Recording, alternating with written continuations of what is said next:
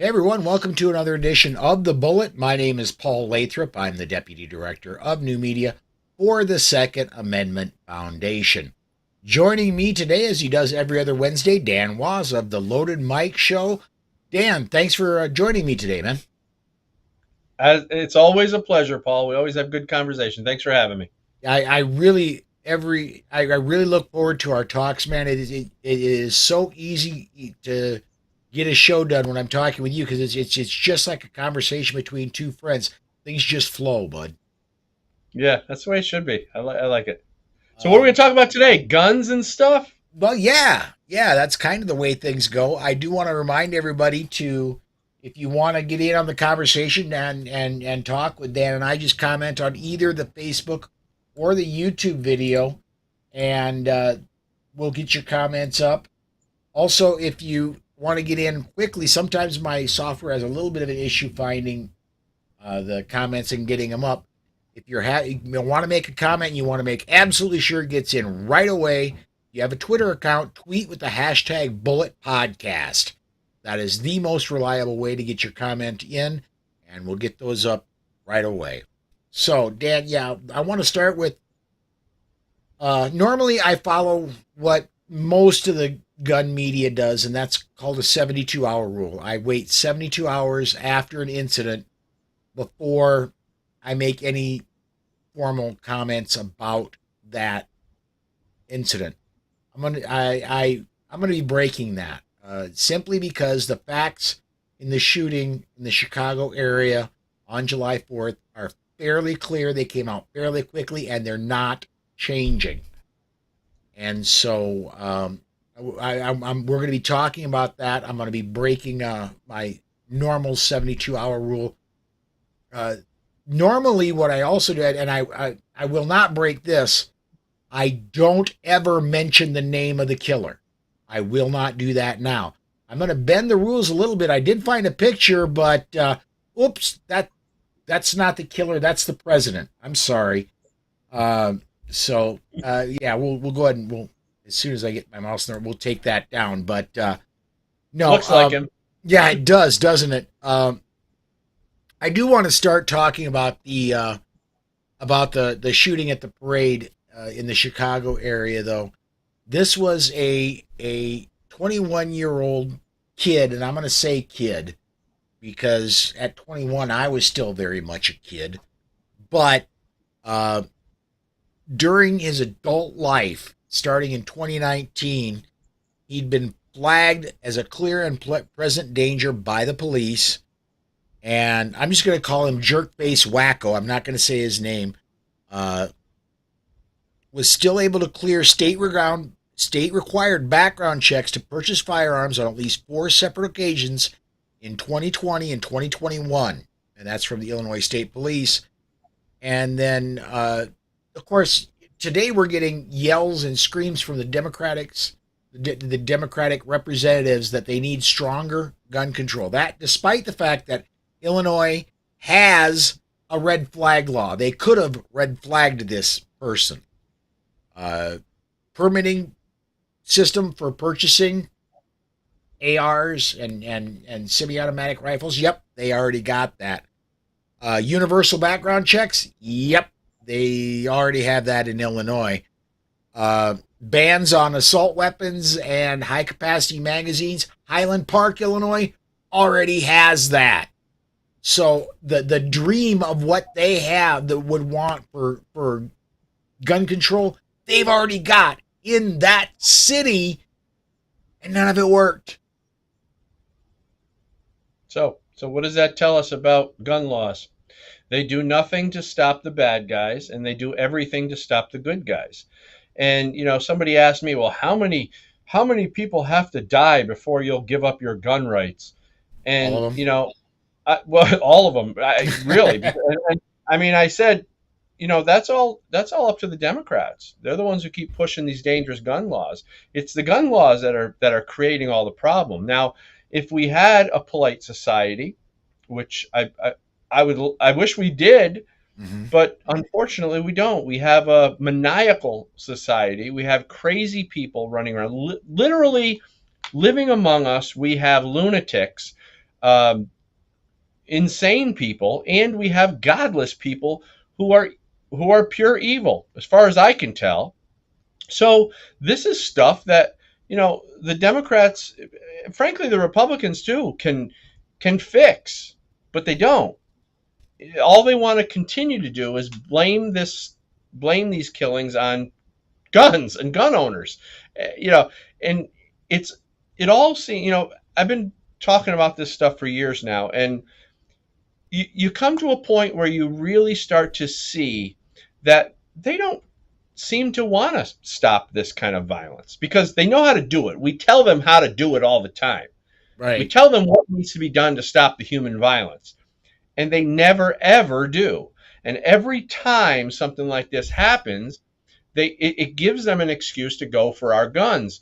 So it kind of tells you what they really want. They don't care about the violence. I think, frankly, I think that they almost welcome it. And I Oh, say I that with agree. caution. But it's true because they don't do anything to stop it, and that's what we have to do. So all these gun laws. This is how communism starts. With the gun grabs, and I'm gonna have guns to protect myself regardless whether anybody likes it or not. I suggest other people do the same because in this violent society that we're living in, it's pretty important. If the Democrats, if the liberals, if the progressives don't want to have guns to protect themselves, that's fine. That's their choice. But the minute they put other people in danger with these ridiculous gun laws, that's what I have a problem with. Absolutely. I want to get this comment up. This is John over on the Facebook side. He says, "Your life is yours to protect. The government isn't your bodyguard." And there's been lawsuits that made it all the way to the Supreme Court, and the police have no responsibility to protect you. So Right. uh, we we say this all the time. You are your own first responder. The police are at best a second responder. Yeah. And the anti-gun crowd can ride around on their rainbow and live in the clouds as much as they want, but the reality is that violence could come to them. And in a lot of cases it does. And when it does, people change their mind about being anti-gun. They decide that it's a good idea to be able to protect themselves. And I believe that a lot of these Democrats are hell bent on creating a victim predator society. We have governors like appointed Governor Hochul, non-elected Governor Hochul, who in New York, who lets almost 200 prisoners out of Rikers Island while simultaneously pushing gun laws on law-abiding citizens.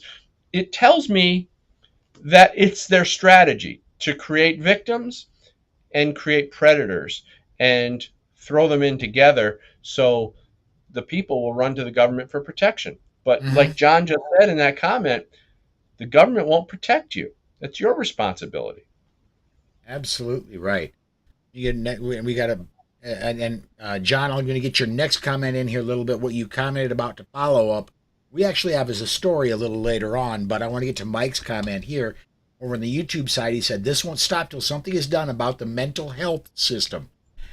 I very much agree with that. There are a lot of people out and about that uh, you really can't is you you can't put them away. I mean it, but and unfortunately, I know a few personally that, and then Susan and I have talked. That no matter what, we're not gonna offer training to these certain people because they're not stable enough. We both believe there's enough wrong there that we're not going to take responsibility for giving these people knowledge that they could use in a very bad way. So and yet you can't. anymore, there's no way to make sure they get the help they need. If they say no, they say no. Yeah. So, in this situation, this current situation that we're living in with all this violence, that's really preventable.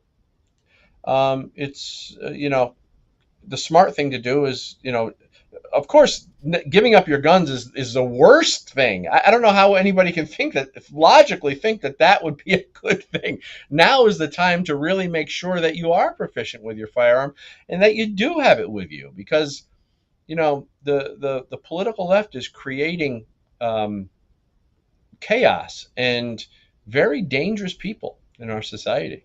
Well, look Oh at the yeah. violence in the 2020 riots. I mean, just take that. Just take that. Black Lives Matter, Antifa. These people were burning cities down, and the solution is for me to give up my guns. I don't think so. Well, and here's where and I see this all the time on social media. People will put up pictures of, you know, unusual people and say these are the people that are going to start the next civil war, and oh my, it's going to, it's going to be over in a heartbeat, you know. Well, guess what? Here's a I'm going to call him a nutcase because he is a nutcase. He's still exchanging oxygen for carbon dioxide. He's still on the planet, so he's still a nutcase. I don't want to use a past case yet, but uh, Kid's a nutcase, was able to get a hold of a rifle, was able to be effective with it. So don't automatically assume because some people have multiple, some males wear a dress, which this kid did, and wear and have their hair dyed in multiple colors, that they're going to be totally ineffective, because guess Well, that's what? true. Uh, Yeah, yeah. and let me get one more comment up here. Uh, Donald over on the Facebook side says, and amazingly enough, information coming out about this nutcase was he was already planning a second round of killing. Um, and Larry says, this is the regular pattern of many of these mass murderers. One thing, Dan, that I found interesting is the last few mass murderers have been caught alive. They've planned on escaping and doing it again and again and again. Previously, when somebody did a mass killing, as soon as they met resistance, or as soon as they figured they were got what they were going to get for their high score, they killed themselves. But the last few have been caught and are currently still alive. Yeah. Well, we could prevent a lot of this stuff with the right upbringing. I think I really believe that. It's let's bring. But the problem is, we've, in our society, a portion of our society has already, denounced God, number one, which, it always helped to bring the family together if you had some kind of spiritual belief. And I think it's important. I'm not the most religious guy, but I think it's important that we have a higher power that we can kind of look up to, and it helps with a lot of things in life. When you take that away, I can't imagine how where people are going to go. I mean, they obviously go toward government for their Higher power. higher power, or whatever you want to call it, right? And that's a mistake. Um, so that's one part of the problem. And then, this government dependency, we're seeing it a lot. We're seeing it with making people unsafe by restricting their ability to protect themselves and their family with gun laws. So you gravitate toward government for protection. Now you're calling the cops because you can't do anything to protect your own family if you're unable like that.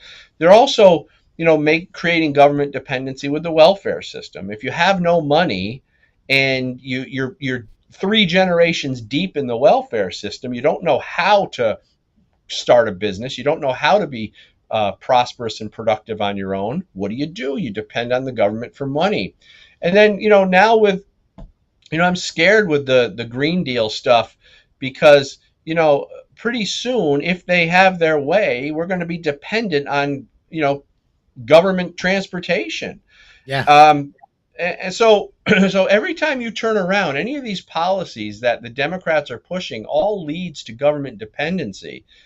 And that is the exact opposite of what we need to be here in America. We need to be productive. We need to be uh, independent, and we need to be able to make our own way. And we need to remind our government who they work for. This is ridiculous. Looking to the government for answers, that's not the way this is supposed to be. Our founding fathers never saw it this way. They created the Constitution and Bill of Rights to put the power in the hands of the people and remind the government that they had limitations.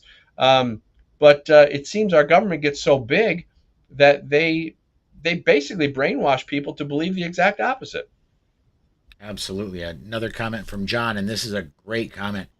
Evil cannot be controlled. That's why gun control laws are a failure. Besides, there are plenty of evil people who are already in the government. Yeah, that's the biggest part of the problem.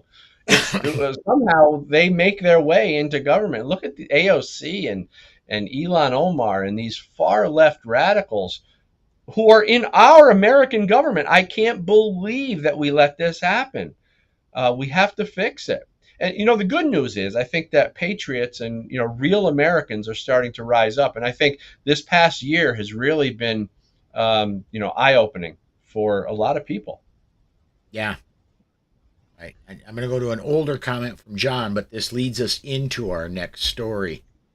New Jersey Governor Phil Murphy recently signed into law 7 new bills requiring out-of-state firearms owners who become New Jersey residents to obtain firearm purchaser identification card and register all of their handguns purchased out of state, mandating that prospective gun buyers take a certified firearm safety course under certain circumstances, regulating and developing electronic reporting system for handgun ammunition sales. And John, there's a couple on there you didn't get. Um, they require firearm retailers to sell microstamp enabling firearms upon determination of availability by the Attorney General. And oh, by the way, what something Murphy's been working on ever since he took office, has been trying to get for years now, the 50 caliber, the 50 BMG is now a destructive device and so is now banned in New Jersey, despite the fact that I can't come up with a single instance in the entire nation where a crime has been committed with a 50 BMG. I couldn't find a single one, period. But you know, yet, New Jersey has banned them. It's funny about Murphy. He's so ridiculous. I wrote an article in AmmoLand about Murphy and his 50 caliber ban, Mm-hmm. and the reason that he wants to ban these is because he said something like, he doesn't want people take these things can take out a helicopter. Well, how many New Jersey residents are taking out helicopters? It's absolutely ridiculous. They use these crazy straw man arguments to push these gun laws. It's just absolutely ridiculous. But the good news is, um, the Bruin decision, written by Justice Thomas, Yes. put in a section about historical tradition. They called it historical tradition, and that Right. current gun laws and future gun laws need to meet this historical balance where they need to meet historic precedents, really. So what's going to happen is these radical left wing governors are going to push through all these laws. They're all going to end up in court, and my guess is that they're all going to get shot down in court. If they make it to the Supreme Court, that's where they'll get shot down. If they get knocked down, they'll either way. I don't see a lot of these bills making staying valid. They're going to get shot down as far as I can see, including Hochul and all the Jersey stuff. Um, So that's a good thing. Thomas created parameters now Yeah. that are stronger than the Heller case and the McDonald case, because they were having their way even after Heller and McDonald. But I think the Bruin case is going to change things, and that's why they're so mad. Well, and I didn't get it in the show notes, but I did get a press release from my boss, Alan Gottlieb, today, and they are fast tracking a push to push back against the ban on 18 to 21 year olds uh, purchasing firearms, and that's in a few states now. That's become law, and that's already getting pushed hard. And there's already been a suit filed by SAF for that. I don't have Are that they one right. focused on New York at all? Are they? Do they Let have me any let me focus go find specifically that. on New York? Let me go Because I find it. know Firearms Policy Coalition made a statement that they put New York on warning of sorts. So I don't know exactly what that means. But Hochul just signed in a bunch of stuff, and I'm hoping that we have one of our national firearms. Even I got to give credit to the New York State Rifle and Pistol. Maybe they're on it too. I have to make some phone calls to see, but my guess is that the Second Amendment community is not going to let this go for any length of time before they start litigation. Let me, because I've now got it right in front of me. The press release: attorneys for the Second Amendment Foundation have filed a notice of supplemental authority in a case challenging the ban on handgun purchases by young adults ages 18 to 20 based on language in the Supreme Court's ruling in New York State Rifle and Pistol Association Incorporated versus Bruin. The notice states, as plaintiffs have argued, text, history, and tradition all point uniformly in this case towards 18 to 20-year-olds having equal rights to other adults with respect to firearms, including the right to purchase them, and the government has not pointed to any sufficiently rooted analogous historical restriction that would take this case outside the scope of the Second Amendment's protections. I'm looking to see if anybody else joined them. Uh, I don't So see what anybody state? else has joined SAF on this. Do we know what state they were referring to, or was that at the national level? That's just at the national level. So I'm going to bring that up one more time just to be absolutely sure of what I'm saying. I want to see a flurry of lawsuits at the state level. That would that would be like an early Christmas present, because um, these governors know what they're doing is unconstitutional, especially after they read the Bruin decision, and they're just doing it in spite. They're just being spiteful with their new push. This is Jersey, New York, and everybody. Go ahead.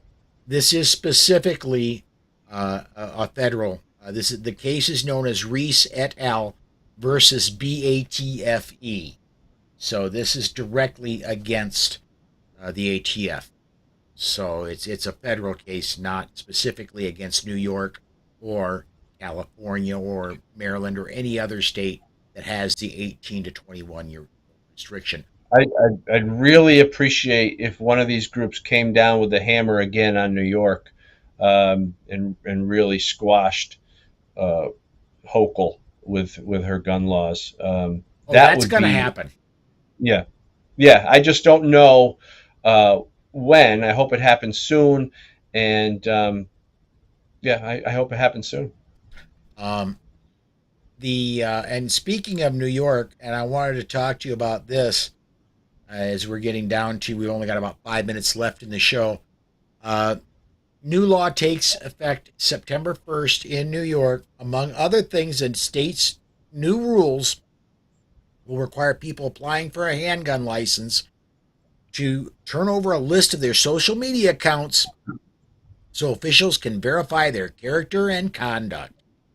Applicants will have to show they have the essential character, temperament, and judgment necessary to be entrusted with a weapon and to use it only in a manner that does not endanger oneself and others. You see, Paul, the thing that really annoys me with this is they're doing exactly the same thing they did that just got shot down by the Supreme Court. Mm-hmm. The Supreme Court shot down the proper cause, which meant that the permitting offices and the sheriff's departments could just on a whim decide whether or not you deserve your Second Amendment. And the Bruin decision, Clarence Thomas said no. We're shooting that down. That's the exact thing they're shooting down. So what Hochul's doing is she just created a new way to do it. Because basically what she's saying is that by looking at your social media, if someone at the permitting office or the sheriff's department thinks that you're some sort of risk, maybe you're too conservative for them, they'll shoot you down. It's the same exact. She's just doing the same thing that already got shot down. So I can't imagine that it will last. But the problem is we have to deal with it until we can get this overturned. It's a constant battle with these people, and that's the struggle of all this. But we're not going to stop, though. I hope they know that. I hope they know we are going to fight as long as we have to against these tyrannical gun laws. Yeah, we're well, and I had Alan about a month and a half ago on the weekend edition of the Bullet, and I specifically brought it up to him. I said, if this goes our way and it goes our way really well, and it did. Speaking about the New York State Rifle and Pistol Association versus Bruin case, I've said if it goes this way and goes our way really well, you still can't retire, Alan, because we're still going to have a lot of work to do to get to where we're going to be.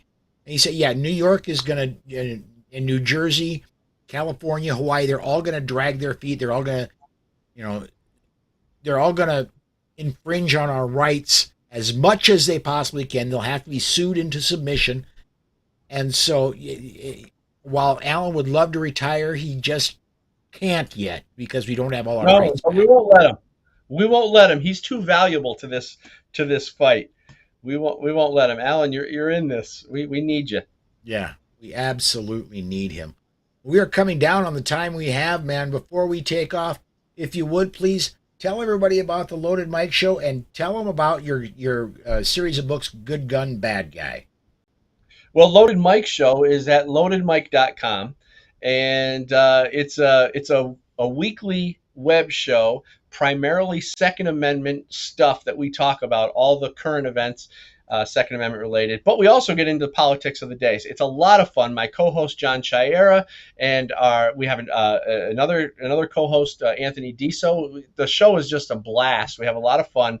My son Dan Wos Jr. produces the show right up here in upstate New York, and it's just a great show. So check out loadedmike.com, subscribe to the YouTube or Rumble, and also goodgunbadguy.com is where you can get my book series. You can see them in back of me, all three books in the series, and goodgunbadguy.com. So Paul, as always, it's great being on your show. Thank you so much. Now, about a month or so ago when you were on, you teased that there was a Good Gun, Bad Guy 4 in the works. How's that coming along?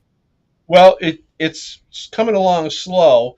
I've been super busy with media and stuff, and doing tons of media and lots of writing and stuff for Ammo Land. So I'm really busy right now. So unfortunately, the writing takes a back seat when this stuff is kind of going crazy. But I am working on it. And Good Gun, Bad Guy 4 will be out, and it's off to a great start. And also, Good Gun, Bad Guy 1, the very first book, is available on Audible. So a lot of people like to listen to audiobooks, so it's available there. goodgunbadguy.com, or search Good Gun, Bad Guy at Audible.